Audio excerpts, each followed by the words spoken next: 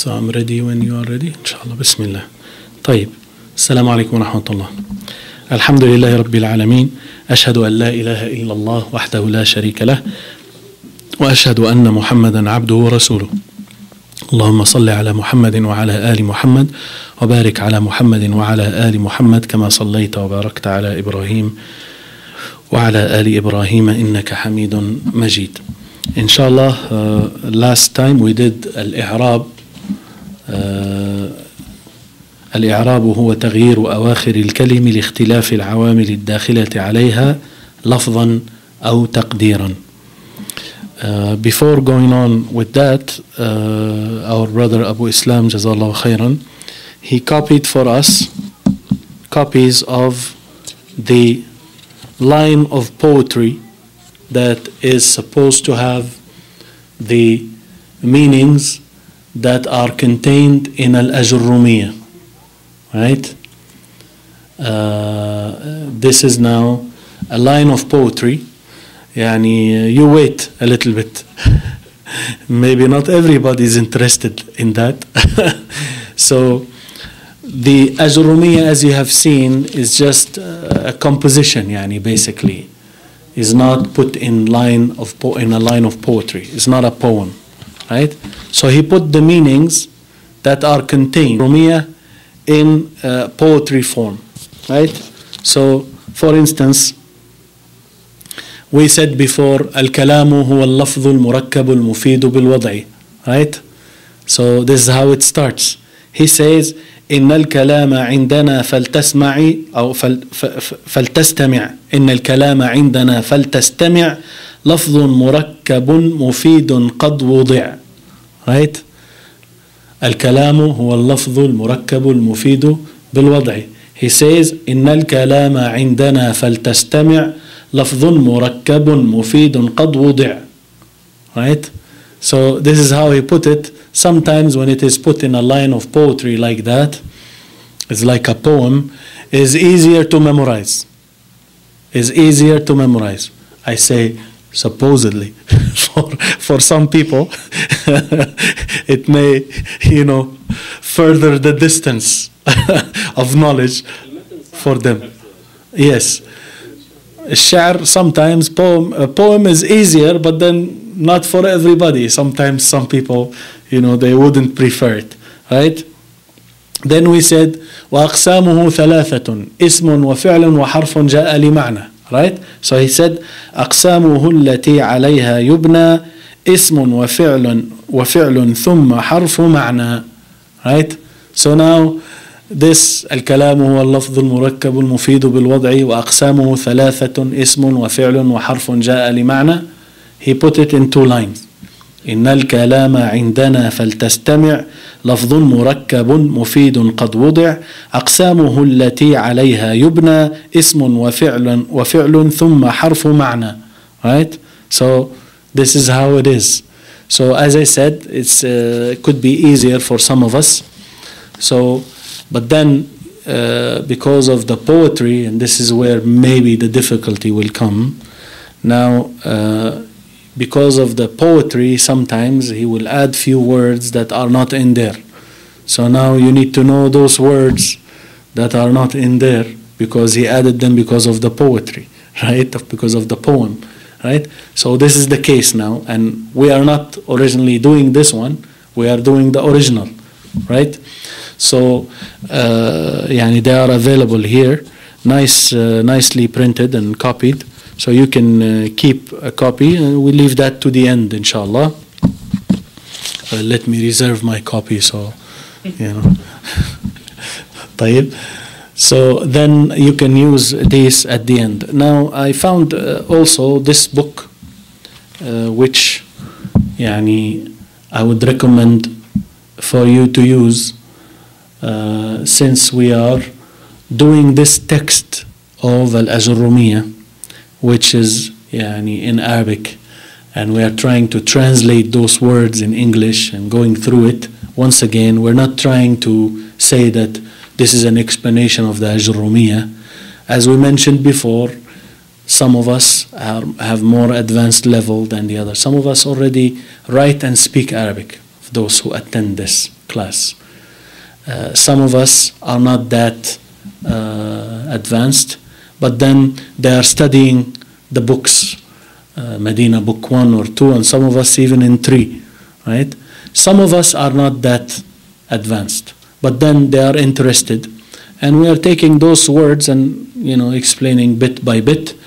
I find that maybe using a book on grammar, you know, essential Arabic in English, right? This will be helpful to most of us, actually, right? So to familiarize ourselves how to express those terms that are in Arabic, how are they expressing them in English, right? So this I got from a long time ago. He calls it ما يلزم من العربية, or the essential Arabic. So inshallah I'll bring copies from this, right? I'll bring copies from this so that you will be able to use them. The reason why I'm saying this, for instance, today's class, which is أقسام الإعراب. Last week we did al-i'rab, what it is, right? This time it is the categories of i'rab, or we should say the cases of i'rab. أقسامه أربعة: رفع ونصب وخفض وجزم. فللأسماء من ذلك الرفع والنصب والخفض ولا جزم فيها، وللأفعال من ذلك الرفع والنصب والجزم ولا خفض فيها. This is the part we are doing today. Now, I was trying to remind myself nominative and accusative and like that, and I was trying to find the third one, al-jar. I didn't remember it. So I was looking quickly. So I looked at this book, section from the introduction, point 7 from the introduction, page 18, says the cases. So I just went there directly to the cases, and I found that cases in Arabic, there are 3 cases called at-tashkil, right? And he puts it at-tashkilu, right? And then he says, or ash-shaklu, right? He puts it even between brackets, transliteration. They are nominative case, example, waladun, al-waladu, with dhamma, that is. B, accusative case, example, al-walada, waladan, with fatha. There's C, which I forgot, the genitive case, example, al-waladi, or waladin, right, with kasra, right? So he says, depending on its position in a sentence, a word can generally have any of 3 case endings or vowel marks. This variation of tashkil on the last letter of an Arabic word, like al-waladu, al-walada, and al-waladi, is what one mainly studies in grammar. See, so this is now just 6 or 8 lines, right? 6 or 8 lines, which will summarize for you. That's why I'm saying it's good to have this, right? Because it will talk, for instance, we will have ahruf al-jar, which we went through somewhat, particles, prepositions, basically. Right? He will have a section on them, and he will list them, give you their meanings, right? So it's just a quick reference, especially with this exercise, or this experiment, I should say, that we are doing with al-Ajrumiyyah. This will help a lot. So I will bring copies from it, inshallah ta'ala, to be available in the bookstore, those who are interested. But I suggest that you should have, because as I said, if you read this now, before even we come here, you are already prepared. There are cases in the Arabic language, right? And this is called this is called that. So you are somewhat prepared to receive. Anyways, أقسام الإعراب, categories. So last week we did al-i'rab, which is the change the changing of endings of the words because of the different agents entering upon them by wording or by estimation, or explicitly in wording or implicitly, right? And I think I used a word I forgot now. No, not agents. Embedded, I said. So many of us are watching a lot of news because of what's going in the world these days. It's too much that's going on a daily basis, you know. So those embedded media people, you know, I was doing taqdeeran and it came to my mind, this embedded, you know, people. Anyways, so for instance, when you are reading the Quran, right? And this is why we're trying to learn Arabic and trying to learn the grammar, right? You will find Allah saying, Al-Hajju Ashhurun Ma'lumat. فَمَنْ فَرَضَ فِيهِنَّ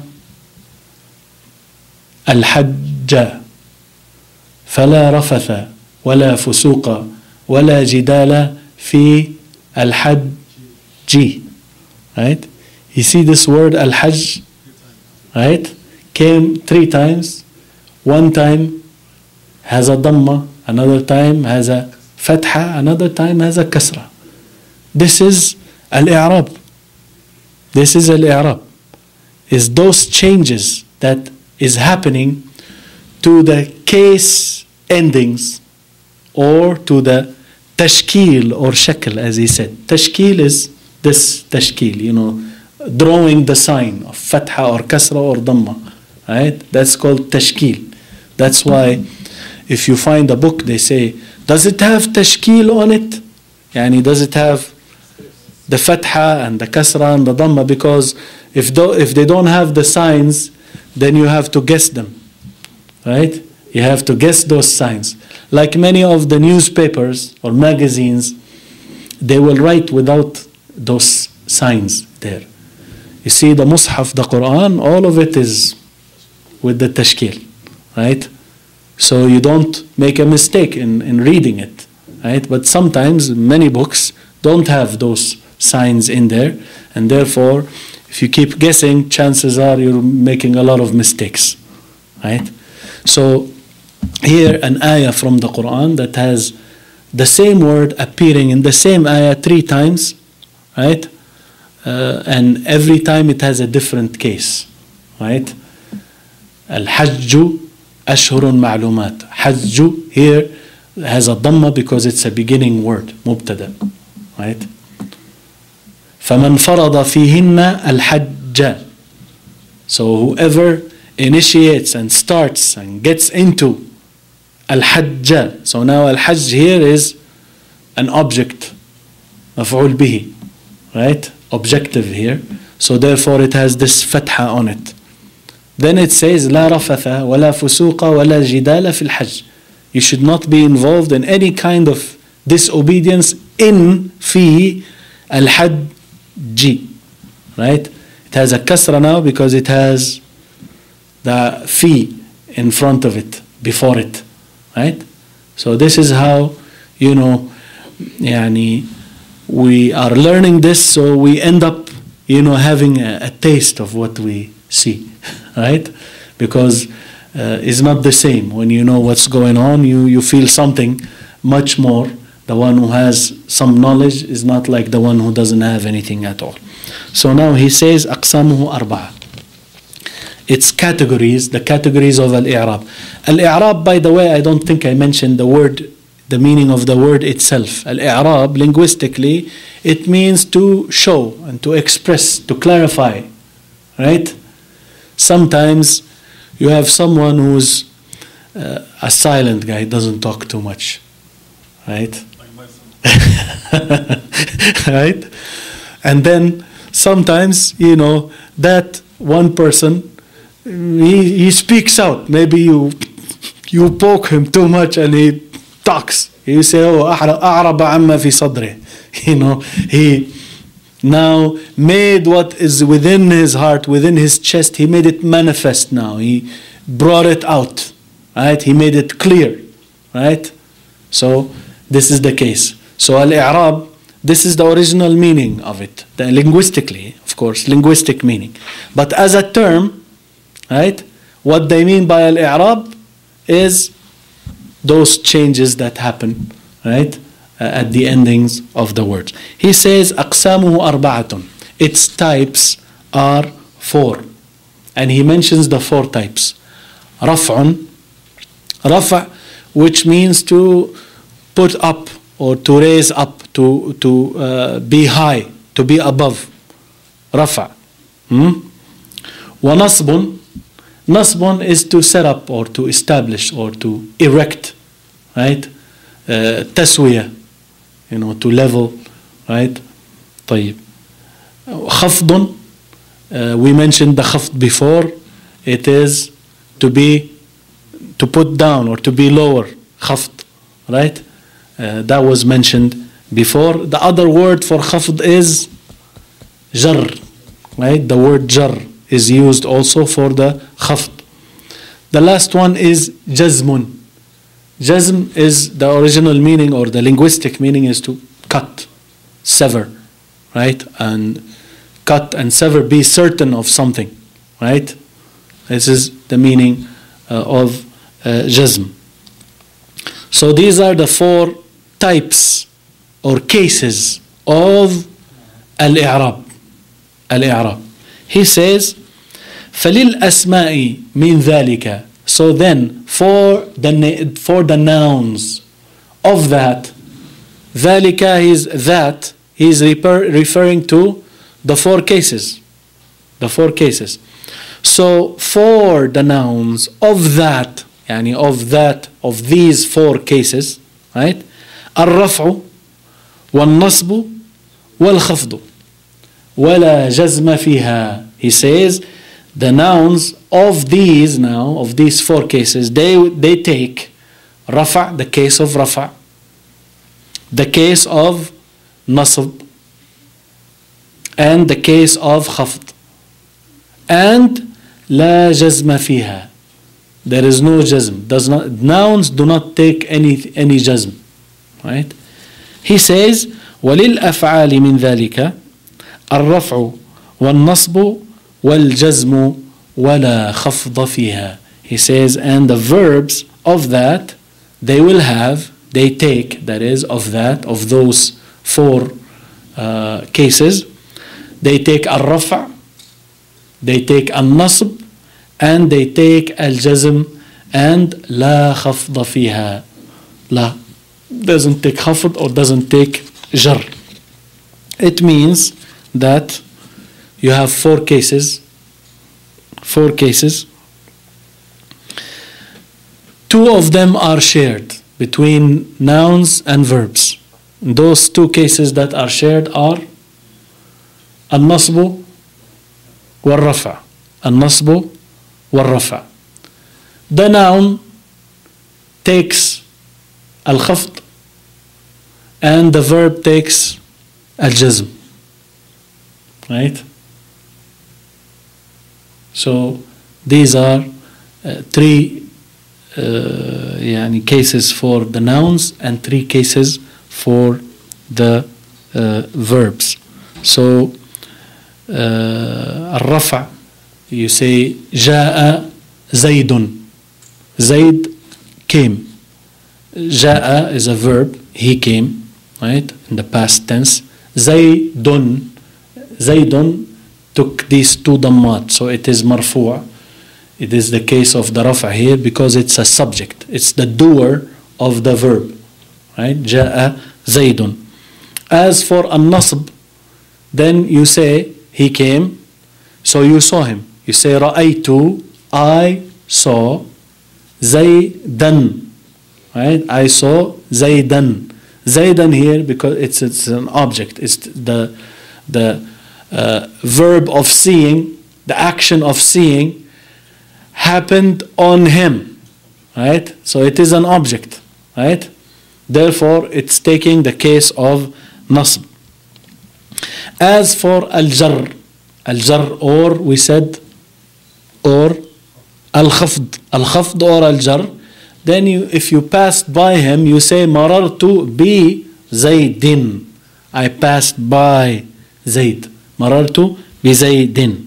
And the nouns, as was said, no jazm in there. Jazm is only for the verbs, and khafd or jar is only for the nouns. And they both share al-rafa' and al-nasb. Al-rafa' is the nominative case, right? Al-nasb is the accusative case, and al-khafd or al-jar is the genitive case, right? If you want to know these English terms, right? So that is the case. As for al-af'al, al-rafa', you say yadribu. Yadribu. The verb yadrib is to hit. This is in the present tense. And you say yadribu with a dhamma. So this verb took the case of rafa', nominative. An-nasb, lan yadriba. He will not hit. Right? So here yadribu became yadriba. Why? Because you have lan before it. And lan is an agent that causes the verb to become in the accusative case. An-nasb. Right? Lan yadriba. As for al-jazm, then when you say lam yadrib, you see lam yadrib, ba here has a sukoon on it, this round shape, circle, small circle, lam yadrib, and this shows that it is in the case of jazm. Why? Because you have lam in front of that verb, and the nouns, once again, the verbs do not take khafd or jar. So khafd or jar is specific to nouns, jazm is specific to verbs, and nouns and verbs, they both share rafa' and nasb, nominative and accusative case, and Allah knows best. So I think that is enough of al-Ajrumiyyah for today. And inshallah we'll continue next week, inshallah ta'ala. We'll do the section on alamat al-i'rab, and he will start by alamat al-rafa', the signs for the case of al-rafa', the nominative case, signs for alamat al-rafa', the nominative case. So he will mention 4 signs, and then he will talk about the places of the dhamma. So we'll do that next week, inshallah ta'ala. Jazakumullahu khairan. سبحانك اللهم وبحمدك أشهد أن لا إله إلا أنت أستغفرك وأتوب إليك.